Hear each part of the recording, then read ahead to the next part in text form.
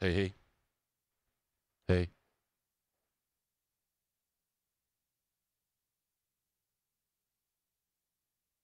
hey.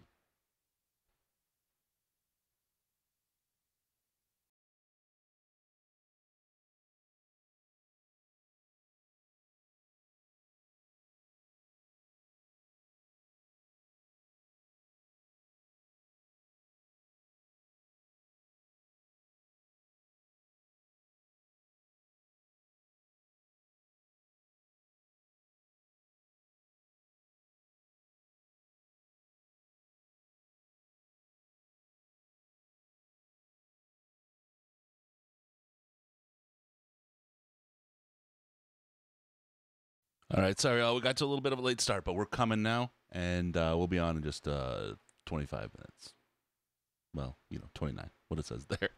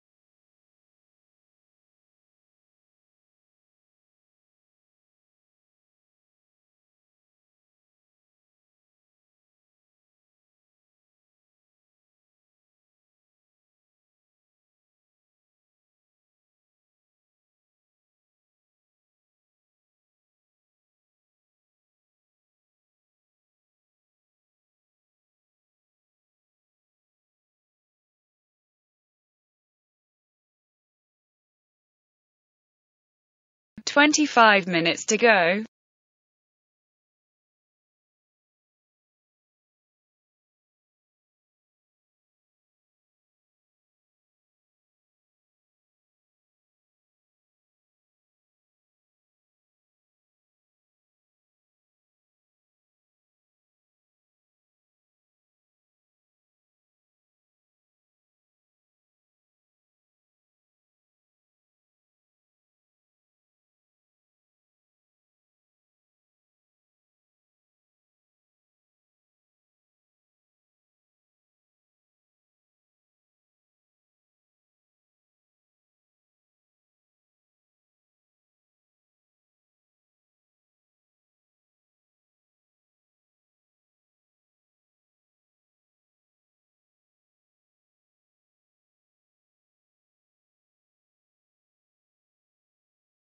"24 minutes to go.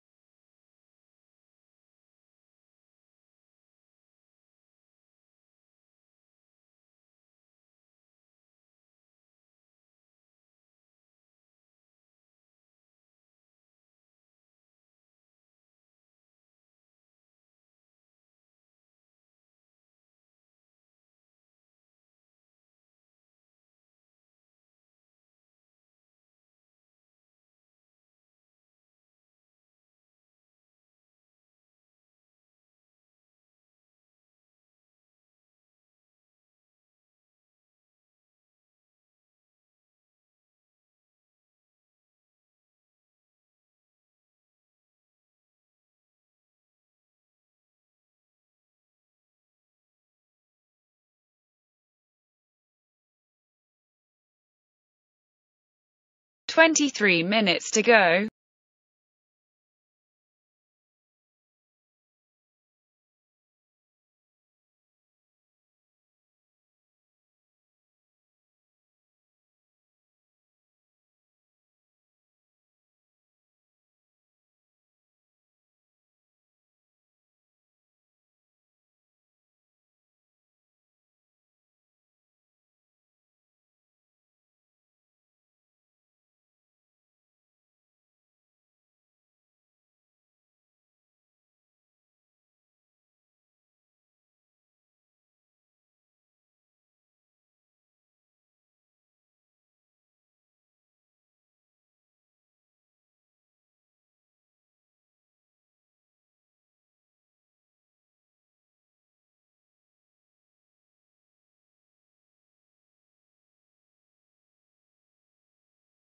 "22 minutes to go.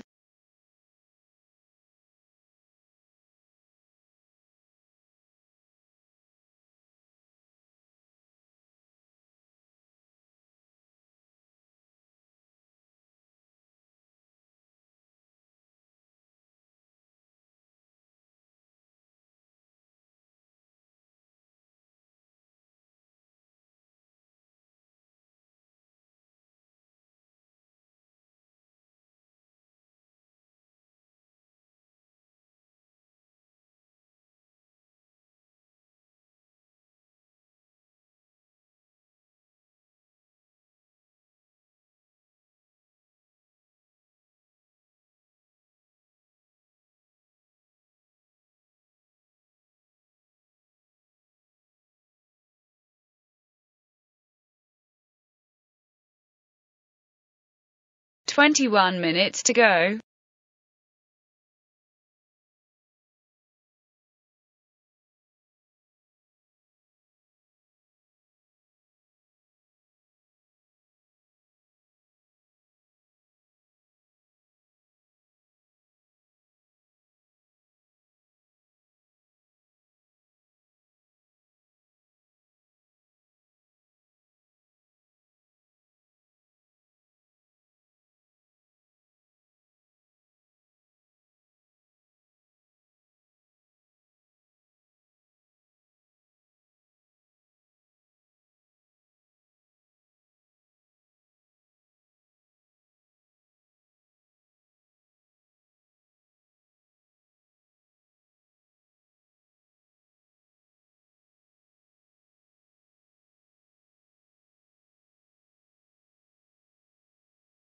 20 minutes to go.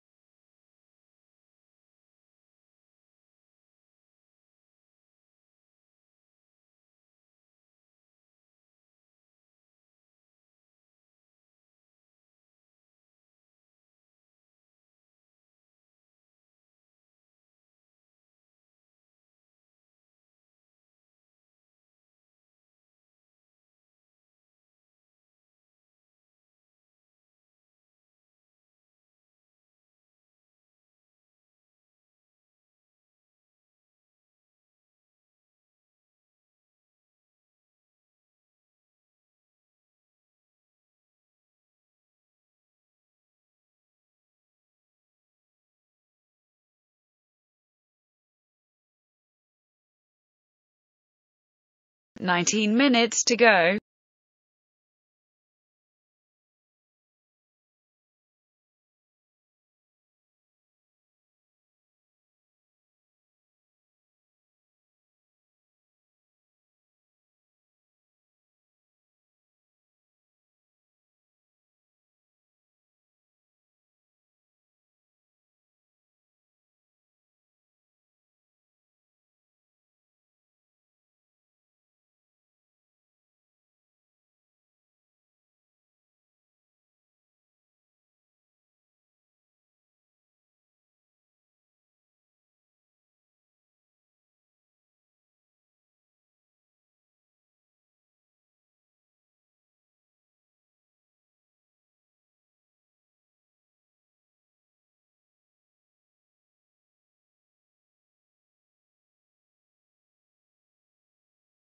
Eighteen minutes to go.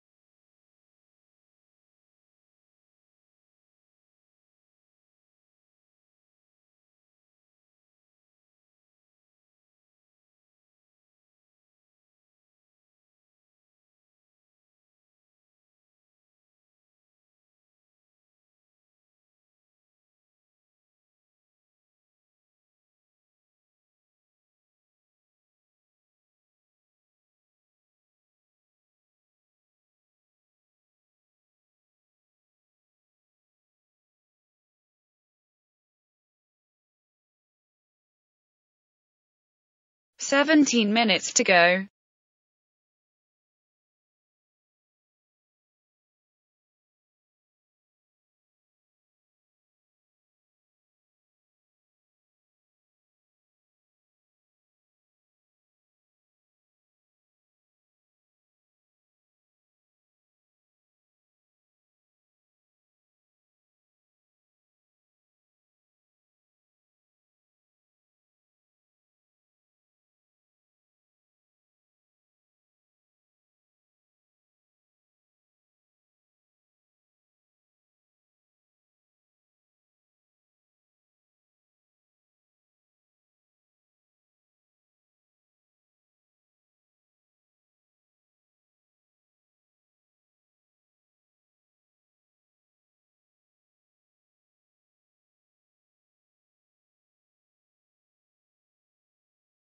Sixteen minutes to go.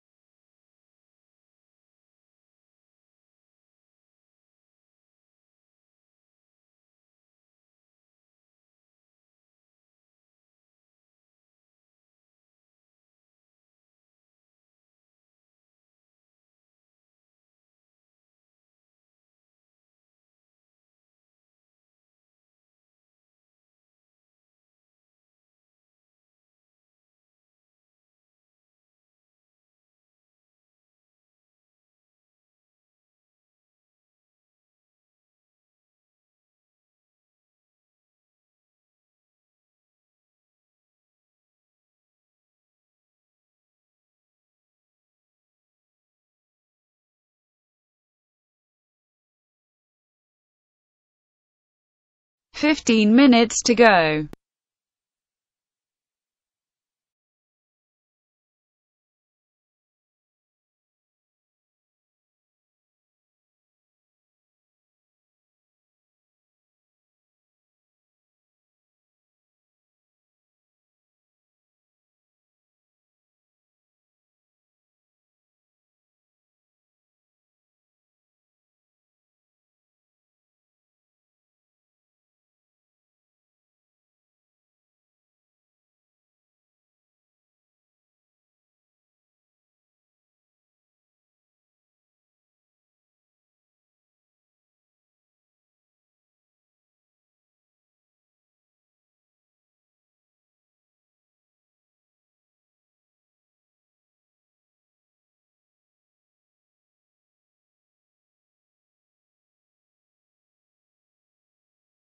14 minutes to go.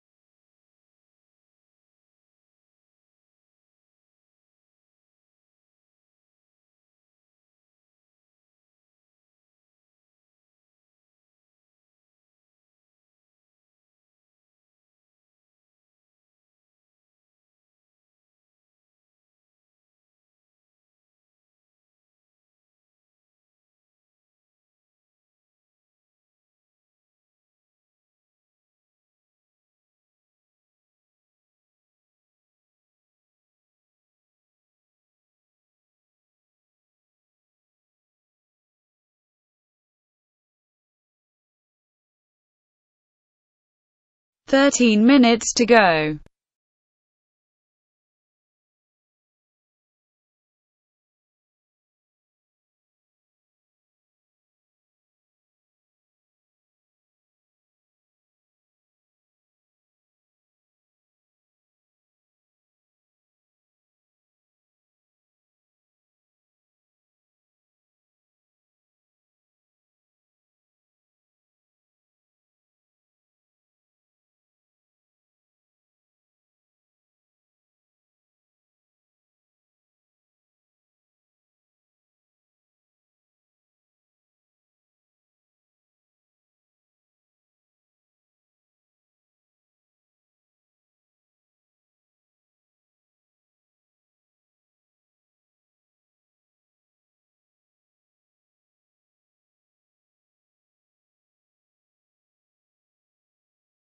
12 minutes to go.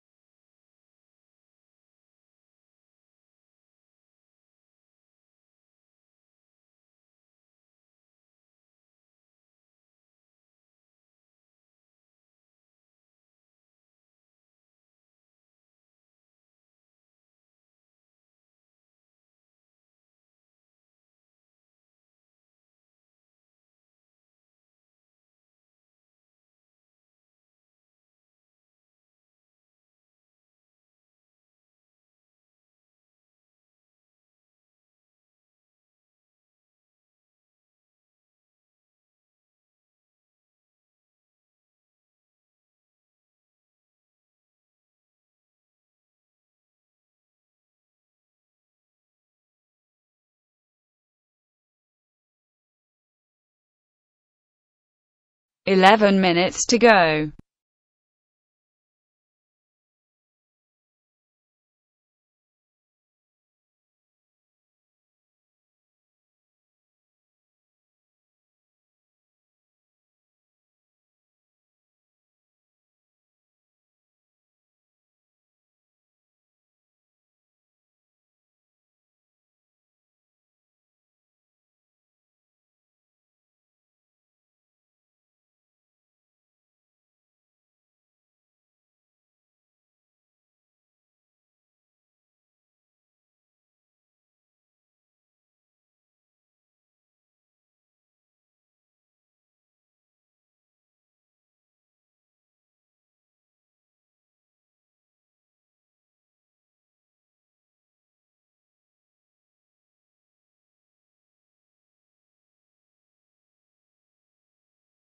10 minutes to go.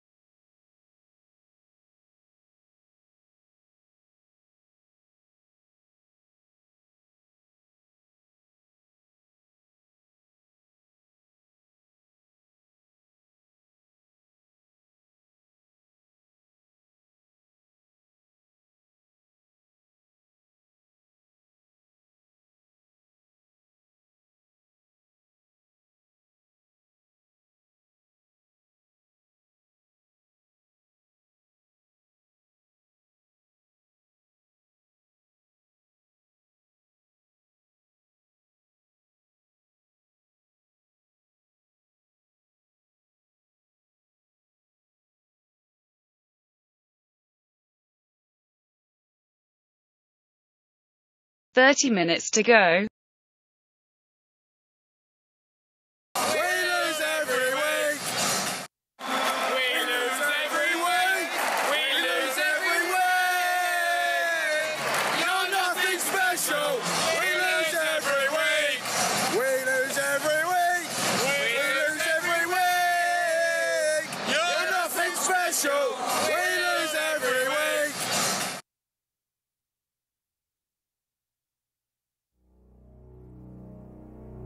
First, let me begin by saying it's great to be a Detroit Lion. I believe the time is now. Not 2 years or 3 years from now, down the road somewhere, but right here, right now. He dives in for the touchdown. Did he get it? Yes, sir, he did. Touchdown, Detroit Lions. Matthew took it across, and the Lions have taken the lead with 12 seconds to go. There's one goal here, and one promise I made to Mrs. Ford is winning. If we can get one step better every day, that's putting this organization in the right direction. Matthews got it, gives to Abdullah right side, got a hole, Abdullah 20, Abdullah 10, 6 the man at the 8, and dances into the end zone. Touchdown, Detroit Lions. Lions fans, it's time for the podcast you've been waiting for. The Detroit Lions Podcast Postgame Show with your hosts, Chris and Case. Hey, howdy-ho, Lions fans. Welcome to the Detroit Lions Podcast. This is the live post-game show on a tough Sunday. This is the official Detroit Lions Podcast for Reddit. I'm your host, Chris, and with me is my good friend and co-host, it's not Case, Sandman. How you doing, bud? Fantastic. Whew, that's a lot better than I thought. Okay. Got a lot going on today's show. We're going to do a roundtable discussion about the Lions' performance out there. We're joined also by another co-host, Mike, the ambling bastard. Michael, how are you? I'm doing all right, thank you, Chris. All things considered. Yes, and there is a lot of things to consider. Also, big news. We will be joined for a breakdown of today's game by the one, the only, Dan Orlovsky, and he'll be on very, very shortly in just a few minutes here. So we got a big show. Sandman, you ready to go, my man? Why Prater when you can Tucker? Let's kick this off and break it down. All right, a couple of quick announcements. First, we want to give a shout out to all of our friends on Patreon who help us out. Special thanks to Dylan from... Who's got it? Go Michael, Matt, Eric, Joel, the Muff, and Joel, not the Muff, Muncher, Nick Noodle, Jeffrey, Brendan, Benjamin, Justin, John, Ross, Matthew, Morgan, Alex D, Peter, Randy, Matt G, Kalen, Scott, Greg, Lucas, David, Richard, Bryce, Chuck, Nasty, Fight Me Case, Mike K, Floundericious, Ryan, Zach, Gina, Miak, Malcolm, Dan, Gary, Peter Von Panda, Skylar, Mario, Lucas, Tim, and of course, our very first donor, Mathis, a very respected madman.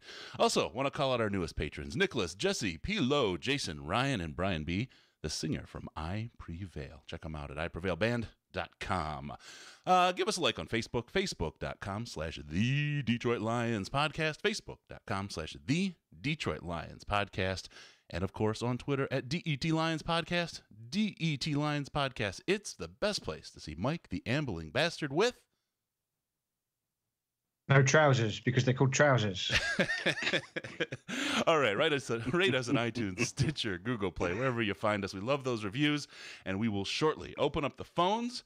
But first, we're going to break it down and talk about what happened out there today. This is no time for a quick release. We're going deep.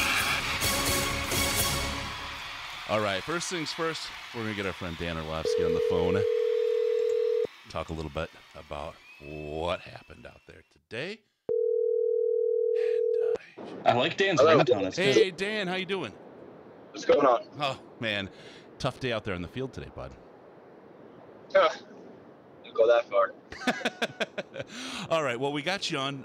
This is Chris. We've also got Sandman, one of the big highlights and slowlights masters, and a friend from the UK, Mike, the ambling bastard, he's called. We're all here to talk a little bit about the show, and then we're going to take our listeners' calls to talk about it. I think the first thing I want to ask you about what we saw out there today, what's it like in the locker room right now? What are these guys talking about? Yeah, there's probably a lot of different emotions going. There's the people who are going to be positive and hey, we got to hang in there and stay together and stay as a group, and then there's the people who kind of keep it a little bit more realistic and saying, dang, that was one that we needed. So there's a little bit more of a somber feeling. And then there's the people that are the kind of the pessimists that, especially with whatever happens, comes forward with Matthew in his hand, that, are just keeping their heads down and not necessarily seem too positive. So there's a lot, but the biggest thing is your leadership. You're trying to get your leadership to make sure that they're expressing to guys, hey, there's 4 more games left. We have a whole month of football. We're still in it. We just got to continue to work at it and play better and play what we're capable of doing. So it comes down to really good leadership. Fortunately, the Lions have that. Yeah, Dan, so speaking of leadership, we know that Caldwell speaks highly of Matthew in the locker room, and, none of that stuff's really visible to us.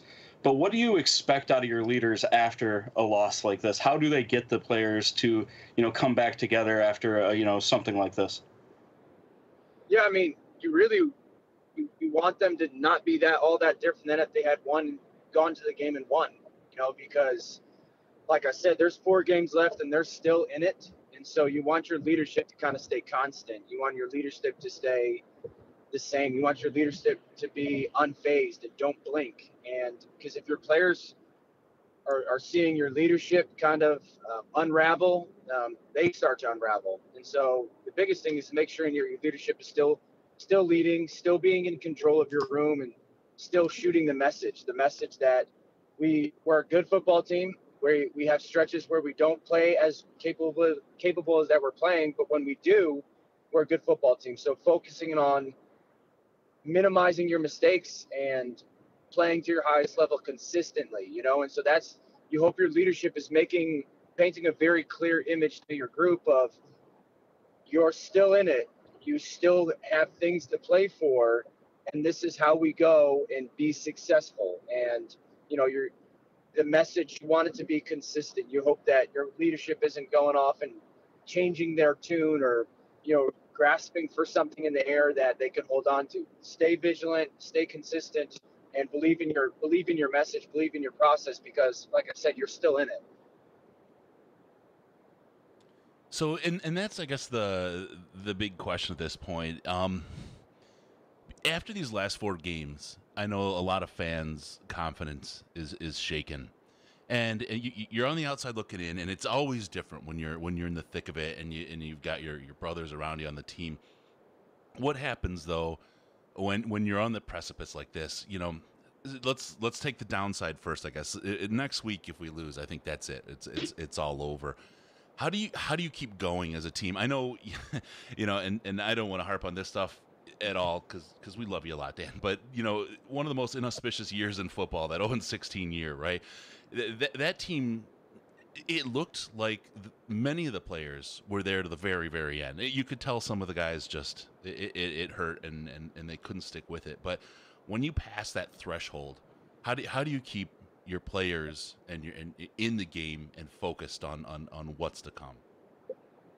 Yeah, I mean, it goes back to what I said, a couple minutes ago, that you're still in it, that you had these goals laid out in front of you before the season, and you may not be able to achieve the top 1 or 2, whatever the goals were, but you still have some of the goals that were laid out in front of you before the season as an option. You can still accomplish something that you want to accomplish. And the reality is, players are smart. They pay attention to media nowadays, and it's hard to avoid it. So they know what the situation is, right? The biggest thing you're trying to do is making sure that you as an individual, and then that's why it's important to have locker room leadership. You as, the leader of the offense, or the leader of the tight end room, or the leader of the defense, make sure that you guys are holding each other accountable, and that everyone's understanding that, listen, you're at 6-6, you're not getting to 10-6 unless you get to 7-6. Right. And so the biggest thing is that you focus on this week and making sure that you guys are realizing, listen, when we do what we're supposed to do and what we're coached to do and what we're capable of doing, we play well. And so it's just that refining that focus. I know that sounds kind of easy to say, but it's hard to do with 11 moving parts, right? So as a player, that's why you hope that you have a good locker room and good leadership, and making sure that everyone's understanding and what the goal is for this week, because you can't get to 8-6, 9-6, 10-6 without getting to 7-6. You don't know, and you can't control if Atlanta goes and loses next week, or whoever that you might need quote unquote help from. You can't control what they do. You can only control what you do. And listen, winning in the NFL is tough, especially against good teams on the road and good teams at home, so it doesn't really matter. It's just making sure that you're doing your job as a player, and you're holding yourself accountable, and the guys that are in your room and playing the same position that are with you, you hold them accountable, because if I want what I want and you want what you want, it's the same thing, that we should be able to get there. So it's the thing that making sure everyone's on the same page, because like I said, they have stretches of good football. It's just they've got to do it better, more consistently. Yeah, absolutely. Now, Dan, I know we're running up against the clock here. Can we get you for 5 more minutes, or are you at a hard stop? Yeah. We're good? Yeah. Okay. Hey, Mike, you had a good question. Why don't you drop that one? I did. Hi there, Dan. I suppose my question really is, you were talking about how the leadership needs to maintain a consistent approach in the locker room, but a loss like this at quite a pivotal point in the season, a lot of fans will be looking at this and thinking, well, pretty much there goes our playoff chances. Does a loss like this have an impact, would you consider, on sort of individual relationships, and put strain on relationships between individual players in the locker room? Could this have a knock-on effect for the last few games of the season, do you think? It's a good question. Could it? Yeah. Do I think it will? Oh, Dan. I have a little bit of an understanding of the people in that locker room and the leadership. And then part of it is because I'm a coach. But again, I get how the instant emotional reaction is, oh, man, our season's done. But was the season done? No. So things can change very quickly in the NFL in a month, and that's the thing that, and Coach Caldwell do a great job of that, is I want your guys to be able to see, actually see the image of the message that you're trying to get across to them. As things happen quickly in the NFL. You go on a 2 or 3 game run, and another team or two go on a 2-3 game loss, and tough stretch, things flip. So that's why in leadership and the ability to get a group to do things together is a difficult thing, but an important thing in the NFL. So it can happen in locker rooms. Yes, it can divide guys. I just don't think it'll be an issue in the Lions locker room, because they're a tested team. They've faced adversity over the past couple of seasons. They know this routine is right, So unfortunately, right? But sometimes it pays off. So, I don't want to be biased, but I do know the people in that locker room, and I do believe in them, and I believe that their leadership is consistent and strong, and in a way it's built for these moments. Thank you. Good answer. All right. Sandman, did you want to get a quick question in? Yeah, so, as fans, we never really know whether, if we have a bad play, whether it's a bad play call or if it's poorly executed, whether it's on offense or defense. Can you, describe why you think that the Lions are struggling with the run so much, and if it's more player related or if you think that it's just not proper execution? Yeah, so run game is a very it's a very detailed thing. It's a very specific thing. In the pass game, I could drop back as a quarterback and my left tackle can get slipped inside and get beat. But if I get the ball out early and my receiver wins on his route, well, what the left tackle does on that play is really null and void. It doesn't affect the outcome of the play. The run game is something where on a consistent basis, it takes all 11 people on the field to do their job the right way, to do the right job at a high level. And so it's a difficult thing to handle and get done. I don't believe it's scheme. I mean, run game scheme is very simple. It's not like there's a couple teams in the NFL running 3 or 4 schemes and they've reinvented the wheel. It's football and run game. There's inside zone, there's outside zone, there's kind of a power, a trap, a counter, and there's only 6 or 7 things. Now coaches will teach it differently and whatnot, but scheme is the same. So I think run game is a very personal and intimidating aspect. And so the teams that I've been on that are good, ran the ball well, they did it because the 5 guys up front had this mentality and this tenacity about them that they were going to, a lot of people like football because it's their way of unleashing anger legally. And, the lines that teams that I've been on that ran the ball well, they had these guys up front that it was a personal thing to them that they were just going to go try and inflict harm and instill their will on another grown man. And, I think there's that combination of, trying to them that they can build upon, that everyone else has to raise their standard level and their mentality, think that way. And then, I played with those guys, so I love the backs that the Lions have.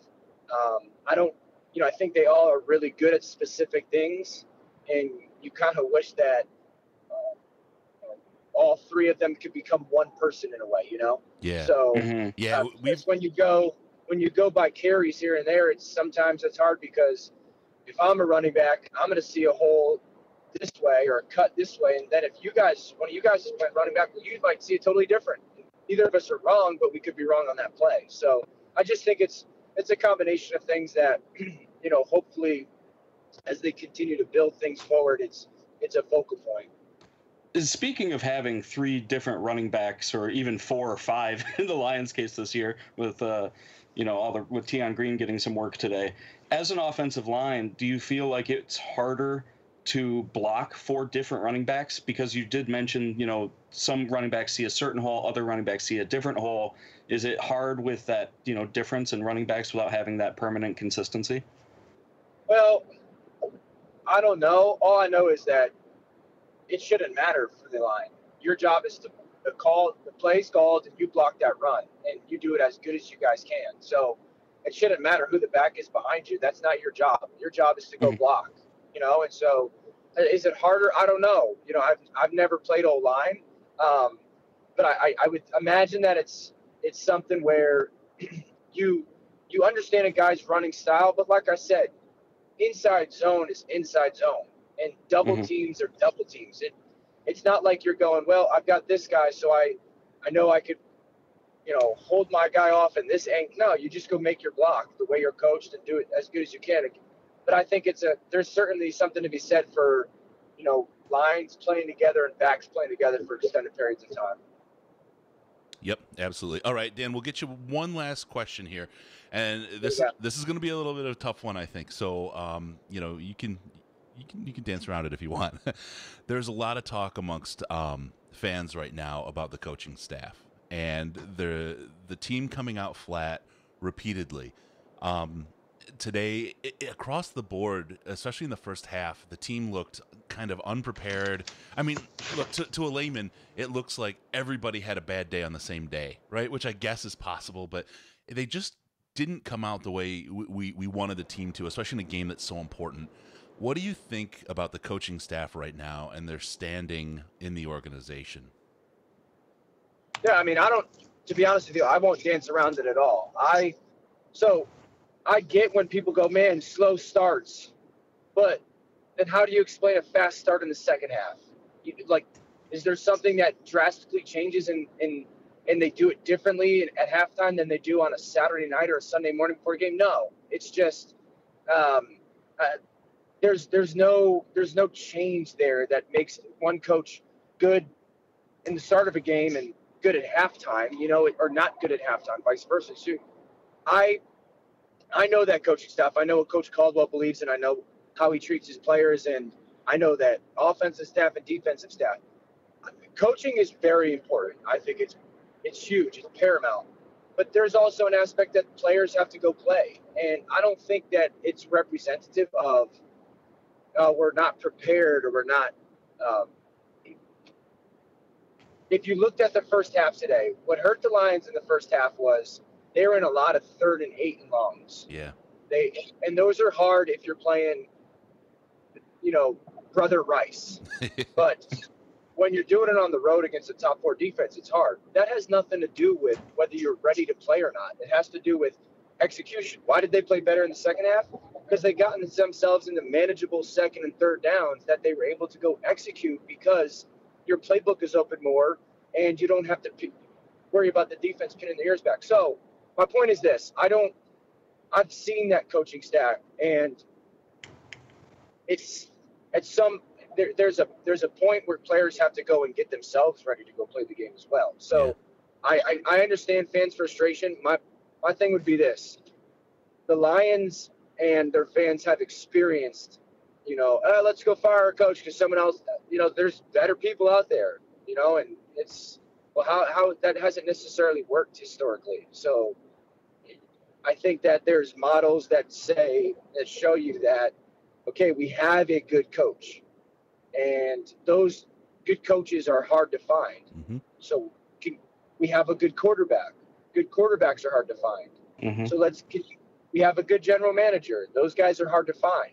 So continue to put the pieces around those guys, because those guys are the 3 most important people in your organization. So, I get the frustration behind the slow starts, and I'm surely that, I've experienced them before in my life as being on some teams, but I also know that if you can play really good in the second half, you should be able to do it in the first half, and vice versa. If you can play good in the first half, you should play good in the second half. So I believe that you just continue to put good pieces around and your players executing at a higher level more consistently. Yep. All right. Well, Dan, I appreciate all the extra time you gave us. You have been absolutely gracious, and it's been wonderful talking with you. Now, for those who don't know, Dan is going to join us for a more in-depth interview on our December 19th podcast. It's going to drop late on the 19th, and we may be seeing more of Dan around. We'll see how things go. He's a great guy. He's been very helpful. Make sure if you guys want to see some real breakdowns and get a real look inside how good Dan knows the game, check him out on Twitter, Dan Orlovsky 7. And what's your Instagram again, Dan? I don't have it right here in front of me. My Instagram, that's a fantastic question. I'm going to get it to you. I got one stumper, and it's his Instagram. Got me. My Instagram is D Orlovsky. There we go. All right. Definitely check him out. His Twitter breakdowns, he does some film breakdowns, and they're absolutely incredible. The last one he did with Matthew Stafford's throw across a crossing, it was Golden Tate coming across the middle there, wasn't it? It was Marvin Jones. Marvin Jones, sorry. The place that he had to throw that ball, what was that, 25 yards ahead of him as he came across between the hashes? Incredible. Yeah, it's a good little glimpse of, some next level stuff that makes you appreciate quarterback play and then Matthew in general. Yeah, absolutely. Okay, Dan, thank you so much for joining us. Thank you for your insight, and we'll talk to you again soon, all right? Yeah, you got it. All right, be good, man. All right, Dan Orlovsky breaking it down, and yes, we will see a lot more of him. He's absolutely fabulous. How'd that feel, Sam, man? Oh, felt good. It felt good. I liked his answer about the slow starts, but to me, there's some portion of, like he said, if we can start fast in the second half, Why can't we start in the first half? And that, I think, is what is perplexing fans the most. What is changing? Why can we do it in the second half, not in the first? It's just a funky situation all the way around. Yeah, absolutely. And he brings a great point. How much of that is on the players for not being ready? Now, I don't know, right? We've seen fast starts out of this team. I feel like these guys know how to do it. And I think we made a great case in the last podcast about, fine. You want to talk about getting rid of the coach? Who then? Who are you going to replace him with? Who's the one that's better out there? How are you going to improve with the current crop of coaches? But conversely, and I don't think that this is the case, but you have to worry about institutional rot. If you have a bad coach that is making bad things happen, and that's what I felt like we had with Jim Shorts there at the end. He was instilling a personality in the team that was not helpful, not conducive to winning. And I think about it now, and is Caldwell giving this team a docile personality? Is he training and teaching players to play less than ferociously, for lack of a better phrase? I don't know. But by the same token, you sign a coach, you're signing a guy for 3 years, and if you don't have someone better than Caldwell, are you willing to throw away probably the 3 best years you're going to get left out of Stafford on somebody who's a flyer? That's kind of the thing. I think that Bob Quinn is a smart enough guy that if he doesn't have somebody lined up, behind the scenes or have a plan of attack, I don't think that he or the owners, Martha Ford and family, are that rash that they would be like, Caldwell's out and now we're going to start our search.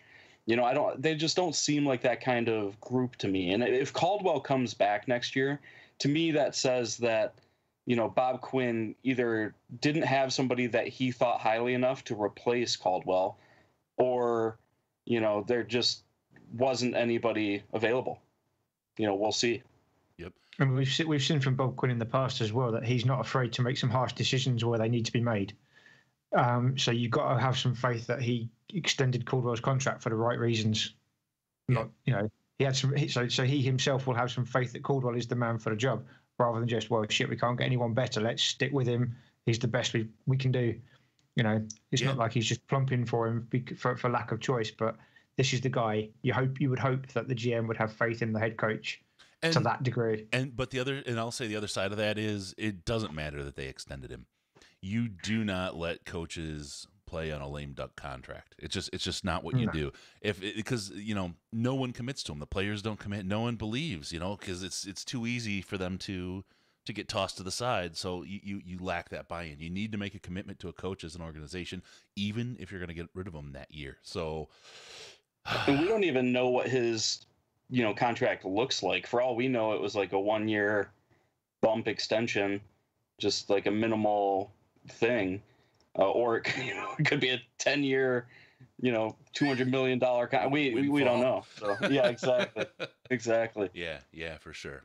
All right, hey, really quick, guys, I want to tell you, it's that time of year. You're out there, you're getting your loved ones and maybe people you don't even like so much but you work with them, so you got to get them something. It's gift time, right?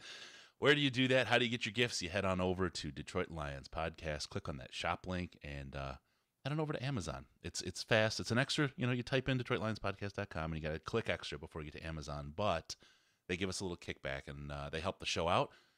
They like it when we send people there. And there's no funny stuff. It's just a straight shot through that passes a cookie to them, and they give us credit and give us a little kickback. It's a great way to support the show by doing something you were going to do anyway, including your holiday shopping. So check us out, DetroitLionsPodcast.com. There's a shop link on the main menu or a little Amazon link on the page as well. Either way, it does the same thing and helps us out. All right, let's throw the phone number out there right now. And after I do, Sam, I'd love to hear just a quick breakdown, your thoughts on the game and what we saw out there, because I think there's a couple different angles to this one, right? There are. There was a bunch of stuff happening today, that's for sure. All right, so if you want to join the show, give us a call. Regular telephone, 248-782-8384, 248-782-8384, or if you want to use Skype, because it's easier, that's fine. It's Detroit Lions Podcast, all one word, Detroit Lions Podcast. Give us a call. We'll put you on the air here. We'll talk it through with you. do a little therapy post-game. And, all right, man, break it down for us, Sandman. Which part of the schizophrenia are we going to address? The O-line play has been so up and down this season that, just watching it live is kind of, a game within itself. There's times where the O-line blocks and it's a great pocket for Stafford, no issues. And then there's other times where we'll have two guys whiff at the exact same time. It's just such an infuriating thing to look at when you consider how much better Stafford is with time and how much better our team is when he has time, especially because Cooter likes to call those long developing plays. Like today, for example, TJ Lang whiffed twice. One time, he just literally fell forward. He didn't extend his arms out. He just went to go hit a guy with his shoulder. The guy kind of sidestepped him, and it literally led to him just flopping down onto the ground. That affects our entire game plan as far as running the ball, as far as passing the ball. And it's kind of weird because, like Dan said, we don't really know where the blame is on the offensive line. Is it on the players? Is it on the coaching? Dan said that running is pretty standard. There's not a whole lot of thought that should really go into it. But at the same time, we are having such a hard time doing it with such highly regarded players. I would say that 3 of our 5 players, are above average to good, we're much better than average. And then we have 2 guys that are supposedly decent. It's just hard to watch them struggle like this. It really is. Yeah, absolutely. We got a caller here, and then we'll get your breakdown. Mike, caller, how you doing? What's your name? Hello? Yeah, how you doing? Hi, this is Neil, still stuck in Wildcat Blue out here. How you doing, Neil? Pretty good. How about you? Well, actually, no, I'm doing terrible, but that's why I called in. Yeah, and we have these responses that are so ingrained, right, that we just kind of kick them out without any thought. The Michigan hello, how are you? Good. Yeah. I've noticed that there's a certain theme when we lose, and by theme, I always want to call out one play, and good thing we've moved away from it. Did you remember when we were losing and we always used to throw the screen pass behind the line of scrimmage to Golden Tate on 3rd and 10, and you'd be like, what the fuck are we doing? Mm-hmm. Now it seems that we've reared back to the old, put Theo Riddick right up the middle with no holes or no anywhere else. Don't throw him out in space. Don't around the side. And I can't be the only one screaming, why are you putting Theo Riddick up the middle? No, you're not. Am I the only one seeing this? Or, I mean, he's definitely not, Derrick Henry size. I don't know why he's being our power back when he's definitely not our power back. But I want to know what your thoughts are on Theo Riddick getting up the middle instead of maybe Tion Green or. I'll tell you. I think it's. Oh, go ahead, Chris. Sorry, Sam, man. I didn't mean to step on you there. I'll tell you. I'll go contrarian, and then I'll let Sandman answer the question. When we had Amir in there, Amir was running to the outside, and this is earlier in the season, and Theo was going up the middle, and we actually had really good success with it because it was unexpected, right? Nobody really anticipated that that's how we would attack the defense. And they saw Theo there, they're expecting a screen pass or, a run to the outside, and he was bumping up the middle, getting 4, 5, 6 yards earlier in the season. Now, there was no Amir there, and they'd put him in as a featured back, and they started treating him like a featured back, and trying to throw him up the middle just isn't going to work. So that's just kind of my take on it. Go ahead, Sam. Yeah, Chris, I agree with you. And when it does work, I always, my face lights up with glee when Theo gets 8 yards on an up the middle run. But that's kind of the only way that we get it is when they're surprised by it. And they're surprised because we don't normally run Theo Riddick like that. But when we put him in on 3rd and 1s, and they're going to stuff the middle no matter what. Even if it's a play action, they're going to stuff the middle. And it almost seems like a wasted play to put a Theo Riddick that literally isn't moving anybody by himself, isn't adding a push to the pile. It is. To me, it's a wasted play. And it's one of those plays that I think the coaching staff gets into its own head by saying, well, if we put Tion out there, they'll know it's a run for sure. When in reality, who cares if it's a run? Because they're going to stuff the middle anyway. Either you win or you lose. It doesn't matter. But I think, that's one of those moments where the staff is just like, oh, maybe we'll trick him by having Theo out there and they'll think he's going to swing out wide or something. One of those things.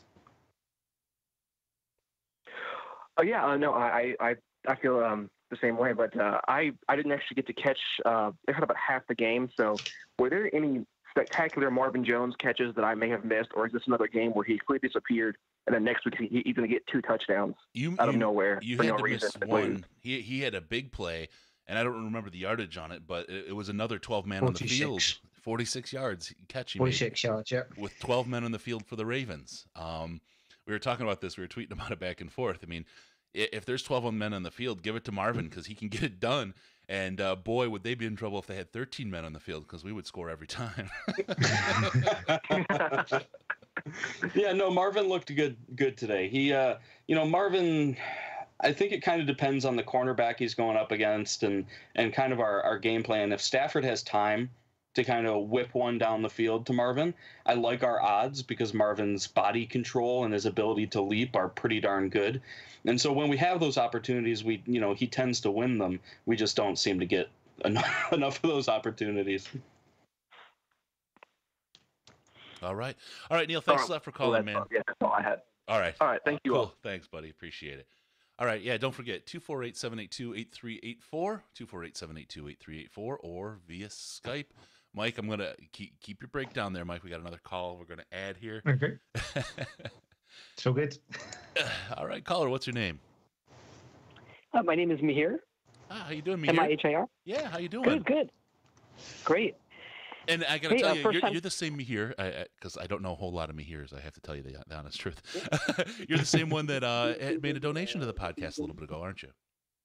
That is absolutely correct. Yep. I grew up in Michigan from the 80s to the 90s and then moved out to California in 2000. I've been a Lions fan and just like everyone else, just following the heartbreaks over the years, but never giving up because eventually we've got to roll. Yeah. Hey, thanks a lot for that. Really appreciate it. And the conversation we had. I actually owe you an email still. It's sitting there as an unread in my inbox, but thank you very much for your support. Yeah, I just, I want to call in. I missed a little bit of the program earlier. Just frustrated, with everything. And I did watch the game today. I always have to go out to a bar to watch it because it's never shown locally in Northern Cal. But the team just didn't have any energy. I know on one of the earlier programs, you guys had mentioned, maybe the current coaching staff is very spiritual, but I think we need some fire. Someone's got to light a fire on the team, and I think that's what's missing. We and that's one reason we're down in the first quarter. We do better in the second half overall, but there's no passion. We got to have a sense of urgency, and that's what's missing. And I appreciate the podcast.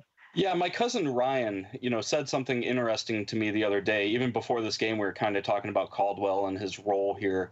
And my cousin Ryan called him a peacetime coach. And I kind of agree with that because he's so mild-mannered and he gets the team on like an even keel. There aren't a lot of hills, there aren't a lot of valleys as far as, emotional stuff goes with this team. But he 100% agreed with you. And what he said is we need a wartime coach.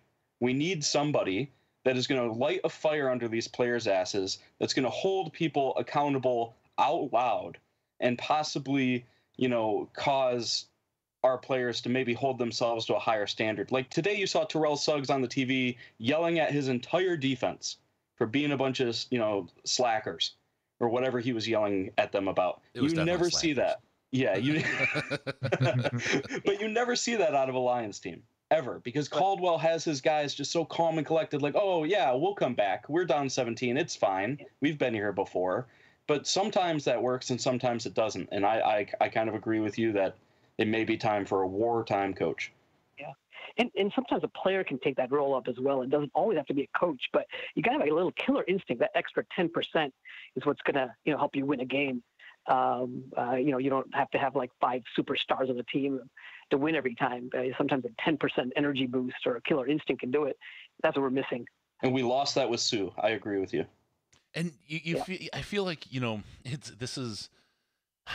it's very much reactionary. This team feels reactionary. And as an organization, more than just the team itself, the timeouts thing where we don't call timeouts because we blew them all early in the game, early in the year, in the season, and now we're afraid to call a timeout because we want to save them to the end. It's like a wild swing of the pendulum. It's the same thing with the coaching hire, right? We went from Jim Schwartz, who had absolutely no control over his emotions at all, right? He was just a complete id maniac. And then you swing all the way over to the other side where Caldwell's at. It feels like you need that guy that's in the middle, somewhere, in the middle. And we just keep going from one side to the other rather than trying to find that happy middle ground. And I'm not saying riding the fence is always the way to go, but the extremes don't seem to be the way to go either. Yep. And also, make sure it was your cousin, right, Sandman? Yeah. Keep him off The Godfather for a while, okay? Wartime concierge. Amy here. Thanks so much for calling, man. Appreciate it. Thanks a lot. Okay, bye-bye. All right, bye-bye. And I hung up on Sandman. I'll get him back here real quick. All right, so yeah, that's a good one. So Michael, wow, I'm not your mom. I'm sorry. Cool. Wow, you must be in trouble or something. What do you do? Yeah, it's only two people call me Michael, and neither of them are you. Normally. Yeah. Michael, the ambling bastard, please give us a breakdown. What are your thoughts on what we saw out there today? Well, okay. So what I tend to do when I'm watching the game is I'll make notes if I'm going to be doing a post game show, and I tend to then break it down to a list of good things and bad things. So I have a positive list and my negative list. And my negative list is almost off the page. We've covered a bit of it. Particularly frustrating is our lack of run defense at the moment. Any team just seems to be able to tear through us like a dose of salts. It's painful to watch because it only takes them a little while to cotton on how to do it. And yeah, it's frustrating. In previous games, we've always said we have no run game either on the offense. However, Tion Green, I'm going to pull him out as one of my silver linings from today's game because he absolutely balled out. We had, a total of 78 rushing yards. 51 of those came from him. So I think we may have in Tion Green a valuable running back, given that Abdullah isn't showing what we hoped for him from the start of his rookie season and now appears to be injured again, which is frustrating. The other thing that I'd like to point out as well, how many weeks now is it since Ebron wasn't the pariah? Yeah. I have to say, Dad Ebron, goat Ebron. Yeah, I have to say, I'm so pleased to see him turn things around from where he was like 3-4 weeks ago, where he was dropping at the worst possible time. And we had a couple of bad drops today as well, by the way, which I'd like to come back to. But yeah, seeing Ebron taking a few catches and that unicorn of yours, it's a horse now, isn't it, Chris? It has turned to a horse, and it may. Yeah. I don't know how I'm going to do this. Am I going to evolve through a sheep to a goat based on because he's working that way, right? He's been really, really good out there. And I think Chris, you need at least another season or two out of him before you go to a goat. Let's reserve judgment on that one, shall we? Maybe with the sheep, I could add the audio of who's your daddy or something like that. Oh, jeez. Ooh. Oh, you had to go there, didn't you, dear? Oh, we're talking. You had to make it weird. We're talking to a guy from the rolling hills of England, so I figured we had to make it home a little more like home. Ooh, steady on. All right, so yes, Ebron was he made every catch. He played tough. He played strong. He's like a different guy. He's a different guy, and it's funny because once the heat really started getting under him, he got quiet and he started performing. Then the rest of the team started falling apart. But he seems to be doing pretty well, so we got that going for us, which is nice. Yeah, absolutely. I mean, the biggest thing for me is our O-line is just so damn inconsistent. And you can put that down to a number of things. The personnel, because they're so inconsistent. Yeah. Eighth iteration. There's a number of them. Yeah, so that's the right answer. Well done. But no, the thing is, I think so. Stafford had a couple of issues with fumbles today. His protection was poor, to say the least, at times. And yeah, it's that to me. If we could fix our O-line, so we had better protection for our run game, better protection for Stafford. It's all ifs, buts, and maybes at this point. I do think that's possibly one of the biggest issues we have is and I know it's to do with we've got injuries to certain members of the team, but yeah. All right. Frustrating indeed. And then the negatives. Can I go down a couple of negatives? Can I have one more negative before you move to the caller that's just joined us, please, Chris? Sure, absolutely. Graham Glasgow, or Glasgow, as you would say. His snapping seems to be well off at times, and I know we've seen Travis Swanson, the rise and possible fall of Travis Swanson at centre, but Glasgow today, he was hitting them high and low. And Sandman, you made a comment on Twitter about him bobbling them sideways at times. Yeah, he like snaps it. He holds the tip of the ball and like tosses it back instead of throwing it like a underhand spiral. Yeah, he like just tosses it and it can kind of knuckleball. Yeah, and the problem with that is when, as you already pointed out, Stafford doesn't have a great deal of time at the moment because the O-line isn't always giving him the protection that he so desperately needs to read the field and get the play off. You know, the pressure's there instantly. And when he's having to deal with a bobbling ball and if he's having to dip for it or lunge for it, it's taking those. We're talking milliseconds that he has to do what he needs to do. And when you're adding into that with a dodgy snap, that I saw a number of times today, and I think that's not helping matters for Stafford. And then poor old Stafford going down with his hand looking like hamburger meat. That's not a good thing either. So. No. Although, you know, that familiarity that Rudock has, he never fumbled a Glasgow snap. Hey, caller, thanks for being patient. What's your name? Hey, it's Lucas. Hey, Lucas, how you doing? Good, how are you? Is this Lucas, the writing maniac? No, I don't think so. Okay, different Lucas. All right. Different Lucas. Yeah. What do you got for us, man? So I heard Mike there kind of touch on my point, but this game kind of solidified to me this opinion I've been kind of thinking about for a while. I don't think there's a quarterback in the league that could be successful behind our offensive line. And what really sealed that for me was, so we watched Stafford get killed all day. And granted, there was like that blitz where he got hit. I think he should have probably read that and, audibled into a different block or something like that. But Rudock comes out after Stafford gets hurt, and I think it was his first throw. He immediately gets hit and throws for an interception. Like, I just don't know what quarterback, like even Rodgers, Tom Brady, either of those two, I don't see how they could find any success behind a line that can't give any of their quarterbacks more than a second to look on the field before they're either running for their lives or trying to dump the ball.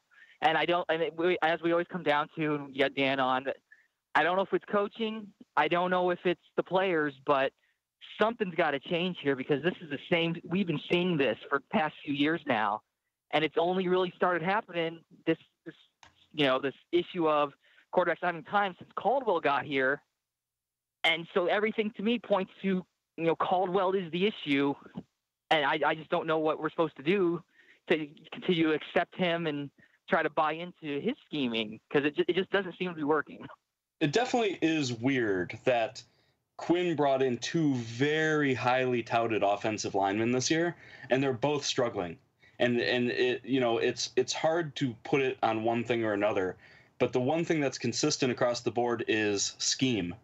That's for sure. When you have TJ Lang, who was a Pro Bowler last year, has been consistent his whole career, and Rick Wagner, who was, I think, Pro Football Focus's #1 right tackle last year, and they both look like garbage. It's a little bit hard to pin on anything but scheme, in my opinion. Well, and let's... Yeah, I mean, it's good. Go ahead, man. Go ahead. I was just saying, it's good we brought in people that were good on other teams because this kind of helps pinpoint the issue. Before when we're just drafting people trying to develop them, it's, maybe they're just a bust. But here we bring in people that have been proven to be good, and now suddenly they're bad. It kind of narrows down where the issue is. And then I just don't know how we fix it. Because as you said, who do we bring in to fix it? And I don't have an answer for that. And if you're an offensive lineman and you've got your quarterback taking you out from behind, a la Wagner, how much do you really want to protect him? No, I'm teasing. Just starting fires. Just starting fires. Burn it all down. I'm in a bad place right now. Yeah, I mean, I definitely expect the Lions to look hard at the guard center situation this year in the draft, whether that's, I would expect it to be within the first 3 rounds to at least see if they can, fill that hole permanently. Because I think one of the major issues we've had this year, in addition to scheme, is that none of these guys have really played together that long. And that when you don't have continuity, it's got to be hard to, trust the guy next to you that he A, heard Stafford's audible or whatever it is, and that B, that he's going to do exactly what it's supposed to be. Because there are times where it looks like our guys are kind of just out there willy-nilly doing whatever the heck it is that they want to do. Yeah, absolutely. All right. Hey, man, thanks a lot for calling. Appreciate your time and insights. Yep, thanks. Have a good one. You too, bud. All right. Yep. You want to call? We're gonna get close to winding it down a little bit here, unless you wanna join us. 248-782-8384. 248-782-8384. Or if you prefer, you can use the Skype to call us at Detroit Lions Podcast. And it's all one word, Detroit Lions Podcast. So, Mike, when you think about what you heard from Dan, what do you think is the biggest insight that you took away that you didn't have when we started the show today? Excuse me. Well, the thing with Dan is, what I like about having Dan on the show is that he's been there. He's been in that locker room. So he actually has, as fans, we're all sitting here going, we form our own opinions based on what we see from the vast majority of us through a TV feed. Mm-hmm. Or our high school locker room. No, either way. Yep. Granite-faced Caldwell on the sideline, saying nothing, doing nothing, not reacting. There was one point in my notes where I actually wrote down, does Caldwell even give a shit anymore? And that was at some point in the fourth quarter. And he just didn't seem, Mahir was saying about the killer instinct that we used to have, which incidentally, Sandman, you said we seem to have lost that when Sue went. Some of that went with Raiola as well, in my opinion. Agreed. They were both fiery players, and yes, they both had a tendency to draw penalties, but they were, compared to what Caldwell wants out of the team, a little bit rogue, which I think we're lacking at the minute. So, sorry, to go back to your point, Chris, it was nice to hear the insight of someone who isn't with the team anymore. He's got no, as far as I'm aware, vested interest in backing anybody within the organisation, has he? Correct me if I'm wrong, please, but he stands by what the coaching staff are doing and who is in the role, which for me was quite interesting because we're all thinking as fans, I mean, I certainly am thinking, can we do better than Caldwell? Should he be out? Should Jim Bob Cooter be looking for an alternative place to hang his hat? That sort of thing. Sorry, I got a short answer for that one. But certainly at the higher echelons of the coaching staff, Dan's support of them came as something of a surprise to me, but an interesting point nonetheless. So, yeah. Really quick, some breaking stuff. This is from Justin Rogers' Twitter feed. Golden Tate says the following about Matthew Stafford after hearing that his X-rays came back negative, which means it's a bruise, not a break, on his hand. He says, "My heart goes out to him. There's no better competitor than him.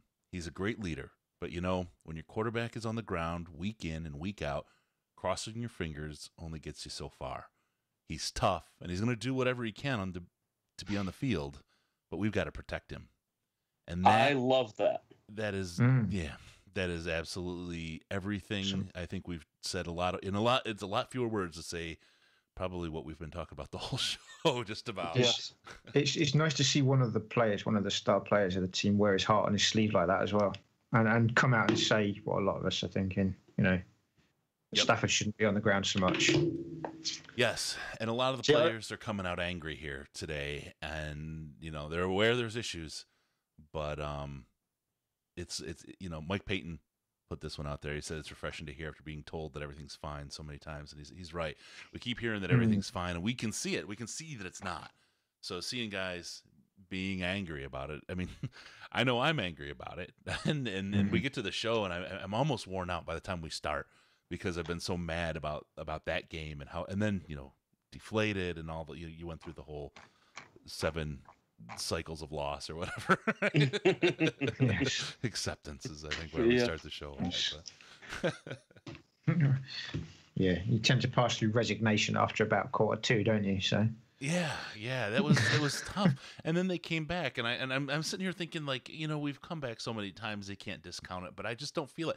It was the same way last week, right? I just knew we were gonna put this late charge on, but it's just not gonna be enough. We played so bad to kick it off and dug such a hole that it was no good. So let's. I'm gonna go. I got a text from Case. He's working. That's why he couldn't join us today. He's evidently wants to make money or something. But what a jerk! Yeah, fucking selfish.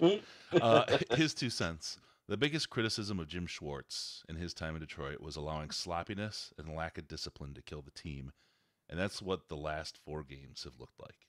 And he makes a great point. This team has been and that's the thing that Caldwell was supposed to change, and he did for so long. There was so much discipline and so little sloppiness. What's happened? What's changed in this team in the last 4 weeks that we're just it's a mess. It's a hot mess.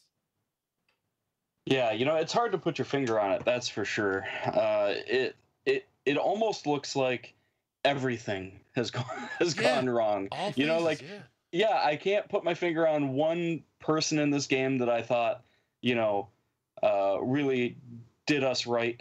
You know, we missed field goals. That never happens. We missed extra points. That never happens. Sam Martin had like the most busted kick I've seen in a long time. You know, it just, when everything is failing, everything fails. I don't know how to put it any other way. It's like, as Lions fans, we expect as soon as something starts to tip us down the hill, we're going down the hill and fast. And the Lions haven't done anything to really quell that. You know, that's been our experience, and that seems to be what's happening right now. It's just, you know, one bad thing happens, then it snowballs. And that was something that had changed. It seemed, and look, under Jim Schwartz, that was our personality as a team, right? When one thing happened, the wheels came off, and we went tumbling down the hill, and at the bottom of the hill, it looked like someone was having a yard sale, right? There was just shit everywhere.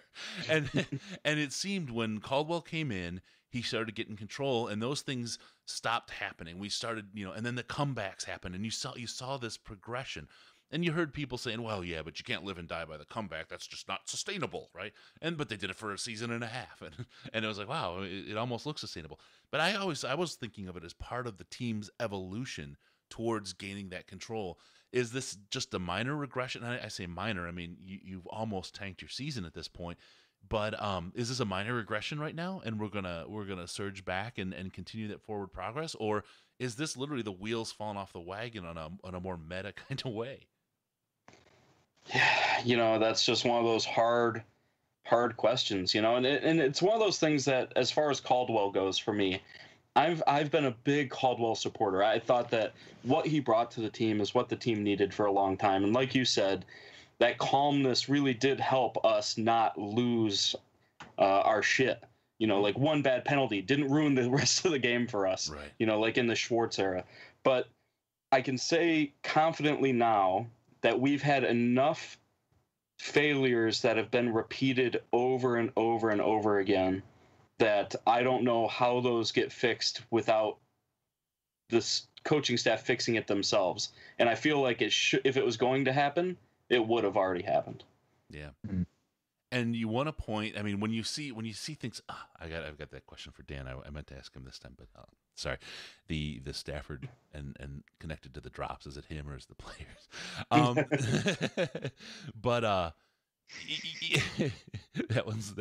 holding on to that. I don't know why. I want to, if I get him to answer that, maybe I'll let it go. But he threw a knuckleball at me when he didn't, you know, he said, I'm going to answer the question. And I expected him to say, you know, it's coaching. Because when these things happen, you look for that thing that's always connected. What's the one thing that's the constant, right?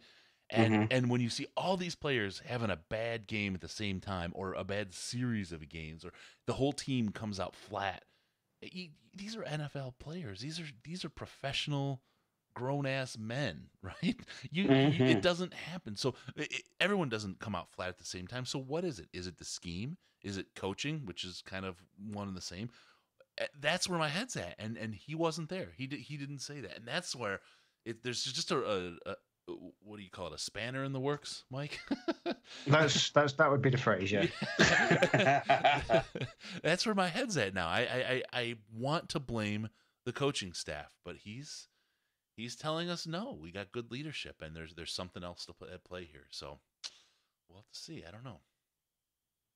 Yep, that'll be for Bob Quinn to decide, and us to critique, right? As always. Very much so, yeah. All right, that's what we do. Remember, guys, we're gonna close it out now, and we appreciate y'all for tuning in. Listen, the podcast, we're gonna have more Dan, so worry not. He's got a lot still to do. We're gonna do an AMA style audio AMA, so we'll get your questions from the subreddit, and we will ask him, and you'll get to hear his answer rather than just a typed couple sentences. So that'll be a lot of fun. We did that with Dan Miller, and that worked out really well. Had a lot of fun. The best part was usernames. He really loved those Reddit names. And don't also forget about hashtag Stafford So Tough. We got that contest going right now. You put it out there. What makes Matthew Stafford so tough? And use the hashtag Stafford So Tough, and we will give the winner. We will choose a winner from all those folks that are putting that out there, and you'll win yourself a nice Lions hat. We got some other stuff coming as well. So get excited, stay excited. We got a lot of good stuff coming in the show, and a lot of cool new things that we're doing to blow this thing up. So remember, we're looking for your involvement. That involvement is coming in the way of feedback in the subreddit. That's how we got here, and that's how we keep improving, thanks to you guys. So let's stay at it. Also, don't forget about us on Patreon, patreon.com/Detroit Lions Podcast, or just go to DetroitLionsPodcast.com and click on the Patreon link. And also, check us out on Facebook, The Detroit Lions Podcast, The Detroit Lions Podcast, on Facebook.com. Also, on Twitter, at DET Lions Podcast, DET Lions Podcast. It's the very best place to see Michael, the ambling bastard.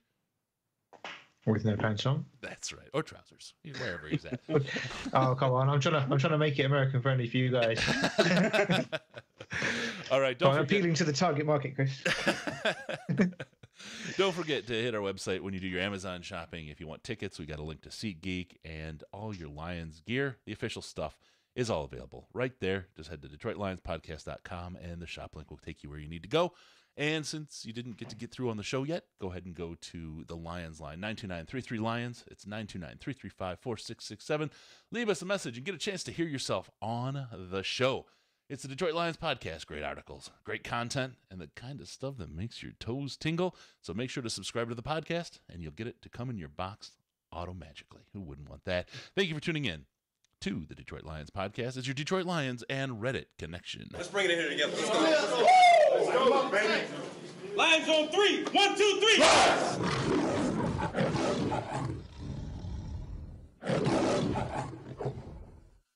3. The bullshit.